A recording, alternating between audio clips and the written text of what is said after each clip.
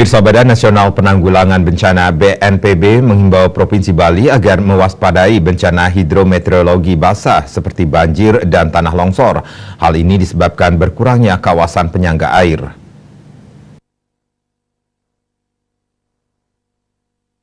Pelaksana tugas Kepala Pusat Data Informasi dan Komunikasi Kebencanaan BNPB Abdul Muhari dikutip dari kantor berita Antara mengatakan, Provinsi Bali sedikit unik. Ada bagian-bagian yang dulunya mungkin sebagai penyangga air, sekarang sudah berkurang. Ini juga harus diwaspadai untuk potensi terjadinya bencana hidrometeorologi basah dan masif, karena dalam 2 minggu ini bencana hidrometeorologi basah terjadi di Bali itu cukup signifikan. Abdul menyebut kejadian banjir di Bali memang jarang, namun dilihat dari dampaknya menyebabkan jalan yang putus di Kabupaten Jembrane yang mengganggu jalur lalu lintas dari Ketapang Gilimanuk.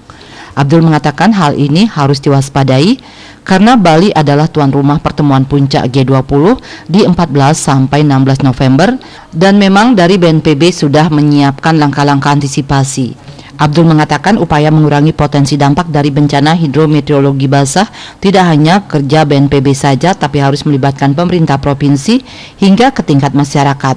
Selain itu, Abdul mengimbau jika ada kondisi-kondisi lingkungan yang mungkin membahayakan, lereng-lereng tebing yang gundul atau mungkin curam yang berpotensi longsor harus segera diantisipasi, baik itu mitigasi struktur ataupun non-struktur.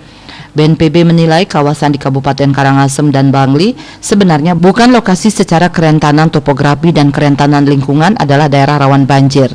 Risiko banjir menurut Abdul hanya di sekitar aliran sungai saja. Untuk itu pihak BNPB masih mendalami analisis penyebab banjir di lokasi-lokasi yang secara fisik tersebut bukan daerah yang berisiko tinggi banjir. Bali Post melaporkan.